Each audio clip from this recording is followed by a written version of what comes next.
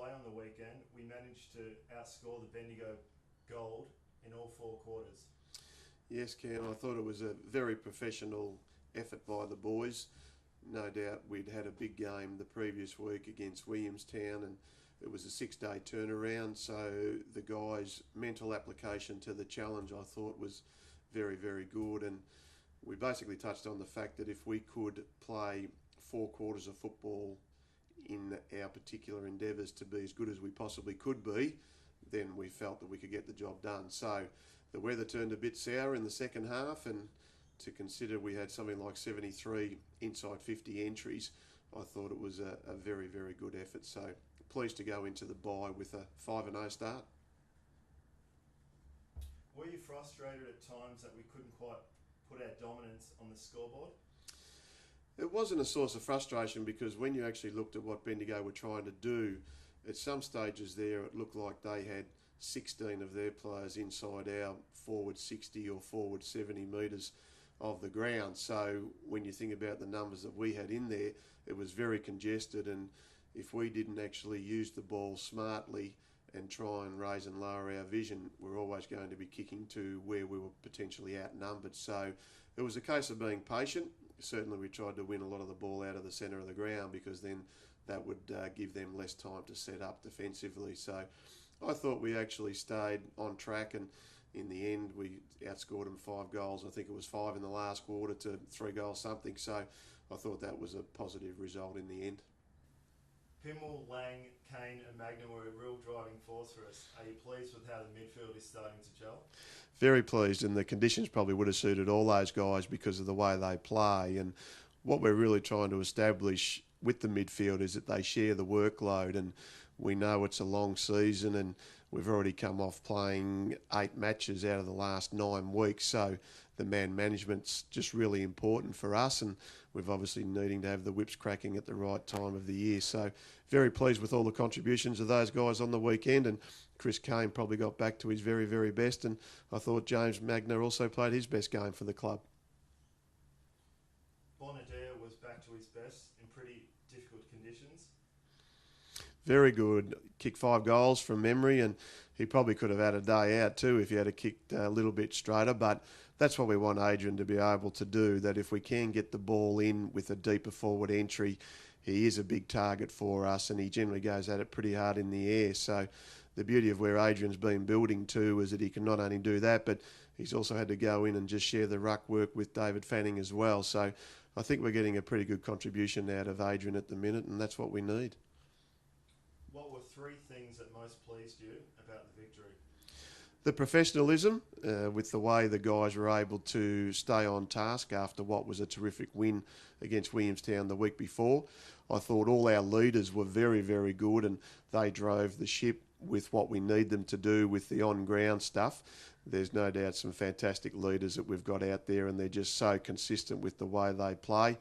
And also too, just the ability to play the game out. And I thought our 4-quarter performance was very, very good. So we can now go into next week's bye and look to manage the players as well as we possibly can. So we're happy with the start, but we know there's a lot more work to do.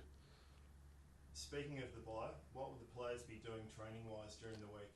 We'll probably work on skills. We'll certainly work on our structures, because I think that's a never-ending situation that we just need to get better.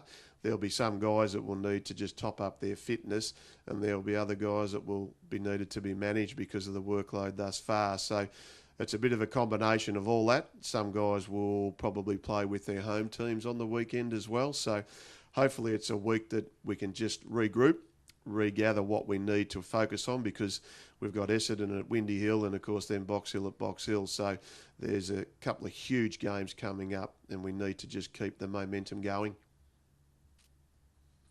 Well, just on that, we know you don't like to look too far ahead, but our next 3 games against Essendon, Box Hill and Geelong will be a very big test for the Port Melbourne Football Club. Well, they will be, but we'd like to think that we need to be and want to be challenged as much as we possibly can, because if we aspire to be a top 4 side, those teams that you mentioned are all very much about being competitive to where we want to go.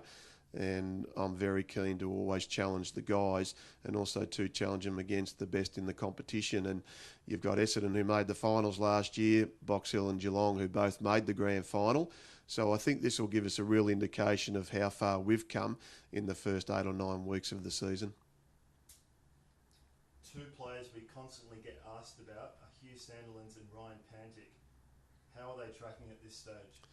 Yeah, well, Hugh unfortunately came down with an irregular heartbeat around about a fortnight ago. So Hugh had to go to hospital and just get on some medication. So we've now been able to, through the doctors, right that situation. And Hugh's had to stay on a course of medication, and that will be for about 3 weeks. So he's currently been on it for 2 weeks. So there'll be another week. So we'd see him back playing, hopefully, the second week, which would be Essendon.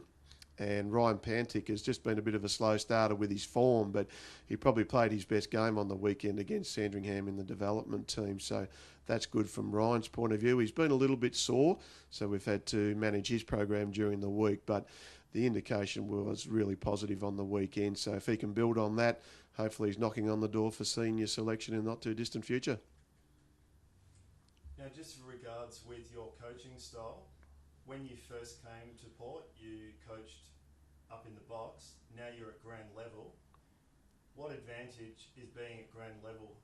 You're certainly a lot closer, Cam, to the action, and when the players are able to come off the ground through a rotation, or I've sent the runner out to actually get them off the ground to explain something from an educational point of view, it's actually much, much easier. It can be done a lot quicker, and you just feel as a coach that you're more involved. And I guess you also too get those arousal levels and those competitive levels, and they are able to be, I guess, from a coaching point of view, experienced a lot better than it is when you're so far removed from being in the coach's box. And also too, the trust that I have with my assistant coaches makes my ability to be down there at ground level far easier, and certainly the assistant coaches are doing a wonderful job, and also to our support staff, and they're also been very good at giving me different communication so I can then transfer that to the players in a much quicker state rather than having to get them off the ground, get them on the phone and then give them the message. Well, Gary, great start to season 2014. Enjoy the week off, and we'll speak to you in another couple of weeks. Thanks, Cam. Always easy to come on, mate, when we win. Borough TV is a Port Melbourne Football Club production.